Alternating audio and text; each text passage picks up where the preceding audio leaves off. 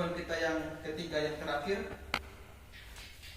kematian Kristus memperdamaikan dan memberi kepastian keselamatan bagi orang berdosa. Ayat yang ke-10. Sebab jikalau kita ketika masih seteru diperdamaikan dengan Allah oleh kematian anaknya, lebih-lebih kita yang sekarang telah diperdamaikan pasti akan diselamatkan oleh hidupnya. Poin A, memperdamaikan orang berdosa dengan Allah. Sebab jikalau kita ketika masih seteru diperdamaikan dengan Allah oleh kematian anaknya. Jadi kematian Kristus juga memperdamaikan kita dengan Allah. Itu artinya sebelum kematian Kristus, kita ini adalah seteru atau musuh Allah. Itu artinya sebelum Kristus mati di atas kayu salib, Allah dan manusia itu berseteru atau bermusuhan. Bayangkan saudara-saudara, kita bermusuhan dengan manusia saja, misalnya dengan presiden, orang nomor 1 Indonesia. Kita pasti sudah sangat ketakutan dan sangat gemetar karena kita bermusuhan dengan orang nomor 1 di Indonesia.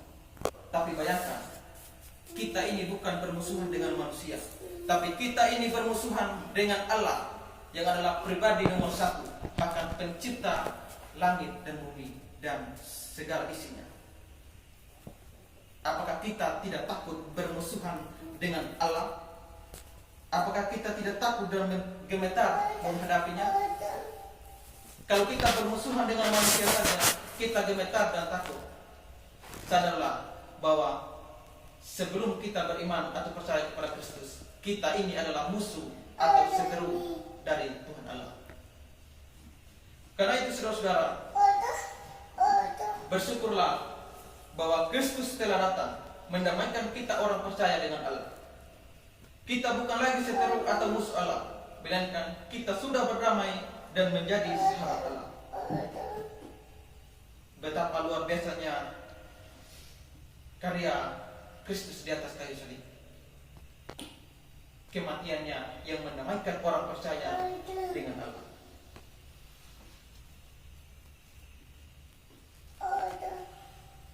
Jadi saudara-saudara, kalau saudara bukan orang percaya kepada Kristus, kalau saudara tidak percaya kepada Kristus, sadarlah bahwa saudara adalah musuh atau seteru Tuhan Allah. Tidak peduli kita siapa, sekalipun kita berdamai dengan tetangga, berdamai dengan sesama, tapi kita sedang tidak berdamai dengan Allah. Karena itu seharusnya kita jangan hanya memberitakan bagaimana kita bisa berdamai dengan sesama, kita bisa berdamai dengan tetangga dan lain sebagainya. Itu memang penting, tapi yang terutama adalah bagaimana supaya kita bisa berdamai dengan Allah. Jikalau kita bisa berdamai dengan tetangga, dengan sesama kita, tetapi kita tetap menjadi musuh Allah, apa arti semuanya itu?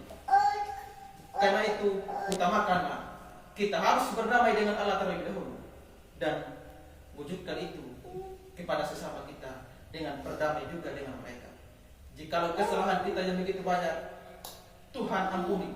Bagaimana kita tidak mengampuni sesama kita yang bersalah kepada kita? Jadi saudara, bagi orang percaya atau orang yang percaya kepadanya, itu memperdamaikan Allah dengan manusia berdosa. Dan celakalah bagi kita yang tidak percaya, kita tetap masih menjadi musuh atau seteru daripada Allah. Poin B, jaminan kepastian keselamatan. Nomor 5 ayat 10. Sebab jikalau kita ketika masih seteru diperdamaikan dengan Allah oleh kematian anaknya, lebih-lebih kita yang sekarang telah diperdamaikan pasti akan diselamatkan oleh hidupnya. Saudara-saudara sekalian, kematian Kristus di atas kayu salib juga menandakan bahwa karya penebusannya telah selesai, dan melalui iman kepada Kristus kita mendapat jaminan keselamatan. Hanya di dalam Kristus manusia mendapat keselamatan. Ingat, hanya di dalam Kristus manusia mendapat jaminan keselamatan. Bukan bukan semoga, bukan kemungkinan besar, bukan mudah-mudahan, tapi pasti. Jikalau kita beriman kepada Kristus, kita pasti diselamatkan. Dan semua ketidakpastian ini itu berada di semua aliran kepercayaan, berada di semua agama, bahkan di dalam sekte-sekte dalam kekristenan pun semuanya hanya semoga-semoga, kemungkinan besar atau mudah-mudahan. Tetapi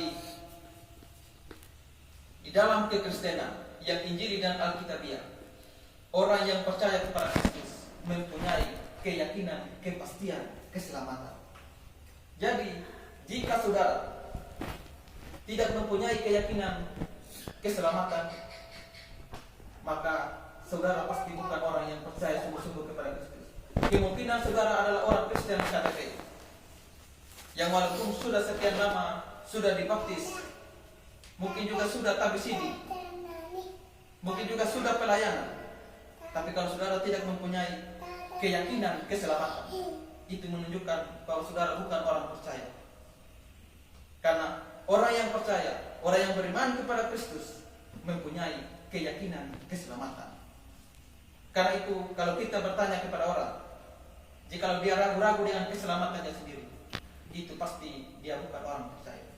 Saya pernah bertanya kepada seseorang, kalau kamu mati malam ini, apakah kamu yakin masuk surga? Awalnya dia balas, karena ini WA, dia balas yakin. Tapi karena saya belum balas, dia hapus chatnya dan dibalas lagi, tidak yakin. Lalu saya tanya, kenapa kamu tidak yakin? Dia bilang, karena saya tidak mampu melakukan perintah-perintah Tuhan. Lalu saya mengatakan, kalau kamu mau berusaha masuk surga dengan usahamu untuk mentaati perintah-perintah Tuhan, maka memang mustahil untuk masuk surga, dan bahkan kamu pasti masuk neraka. Karena itu saya membagikan bagi dia tulisan-tulisan dari Pak Budi yang mengenai iman dan perbuatan baik, dan bagaimana iman yang menyelamatkan dan sebagainya. Saya suruh dia membacanya sampai selesai. Dan kalau sudah selesai membacanya, saya suruh dia cek bagaimana tanggapan dia terhadap tulisan itu. Apakah dia sekarang sudah yakin akan keselamatannya atau bagaimana? Lalu saya tanya dia, mungkin 1 atau 2 hari sesudahnya, dia mengatakan, saya sudah yakin.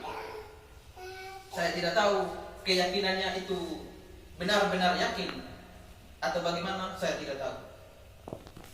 Lalu saya berbincang-bincang lewat WA dengan dia. Lalu dia mengatakan, sebelumnya saya belum pernah mendapatkan orang yang seperti ini, maksudnya yang mau memberitakan Injil atau menyuruh dia belajar firman Tuhan dan lain sebagainya. Lalu saya mengatakan bahwa inilah tugas kita semua, yaitu memberitakan Injil kepada orang lain atau membawa atau mengantar orang lain kepada Kristus. Jadi tugas kita semua adalah memberitakan Injil kepada orang lain. Orang itu mau percaya atau tidak percaya, itu bukan urusan kita. Tugas kita hanya memberitakan. Kalau dia memang orang pilihan, dia pasti akan beriman sungguh-sungguh. Tapi kalau kita tidak tahu, tugas kita hanyalah memberitakan. Karena itu saudara-saudara, kalau kita memang orang yang beriman sungguh-sungguh atau percaya sungguh-sungguh kepada Kristus, kita pasti mempunyai kepastian keselamatan. Karena itu kita yakin, mati kapanpun, mati di manapun, mati bagaimana atau dengan cara apapun, mati tidak enak ataupun enak, mati dengan tenang maupun meronta-ronta, kita tetap yakin kita pasti diselamatkan. Mari kita membaca doa ayat yang menunjukkan bahwa orang Kristen yang sejati memiliki kepastian keselamatan. Itu dalam 1 Yohanes 5 ayatnya yang ke-13. Semuanya itu kutuliskan kepada kamu, supaya kamu yang percaya kepada nama Anak Allah tahu bahwa kamu memiliki hidup yang kekal. Jadi yang percaya kepada nama Anak Allah, yaitu percaya kepada Kristus, tahu kamu memiliki hidup yang kekal. Jadi kita harus tahu kita memiliki hidup yang kekal. Ingat, hidup yang kekal bukan hidup yang sementara. Kalau hidup yang kekal itu artinya selama-lamanya. Kalau sudah kekal, kenapa kita tidak bisa memastikan itu? Juga Yohanes 10 ayat 27 sampai 29. Di sana dikatakan, domba-dombaku mendengarkan suaraku, dan aku mengenal mereka, dan mereka mengikut aku. Domba-dombaku ini pasti menunjukkan kepada orang Kristen yang sejati.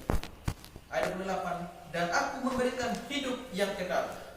Ingat, hidup yang kekal, bukan hidup yang sementara, atau bukan hidup yang bersyarat. Kalau kamu taat, kamu akan masuk surga. Tidak. Tapi sekali kita beriman kepada Kristus, kita pasti memiliki hidup yang kekal ini. Jadi keselamatan kita tidak mungkin hilang. Karena apa? Dia menjanjikan hidup yang kekal, bukan hidup yang sementara. Kalau dia menjanjikan hidup yang sementara, keselamatan kita pasti hilang.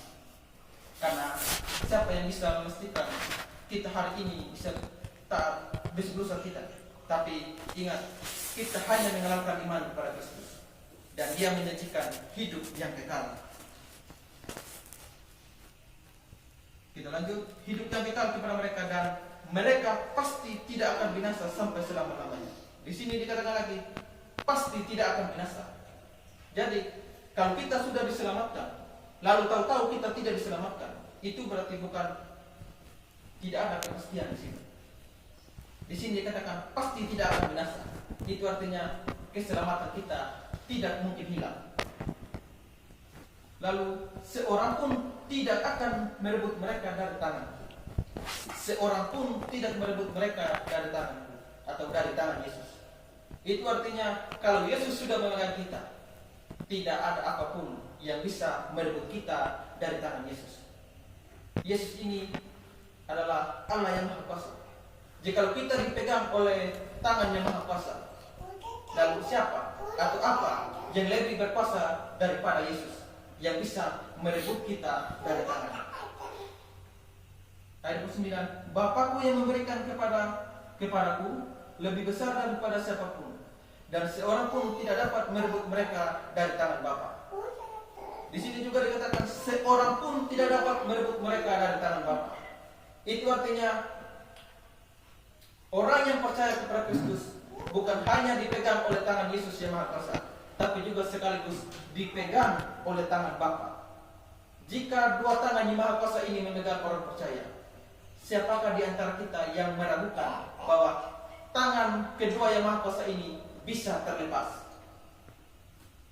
Jika bisa terlepas oleh apapun, oleh siapapun, itu artinya itu lebih berkuasa daripada Allah. Jika setan bisa merebut kita dari tangan Bapa dan tangan Yesus, itu artinya setan lebih berkuasa daripada Bapa dan Yesus. Tidak ada apapun yang dapat memisahkan kita dari dua tangan yang Maha Kuasa ini.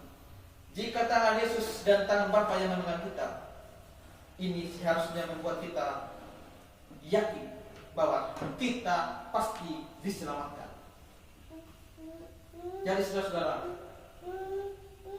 kita harus yakin akan tangan yang Maha Kuasa ini. Ingat, kita diselamatkan bukan karena tangan kita yang memegang Allah, tapi tangan Allah lah yang memegang kita.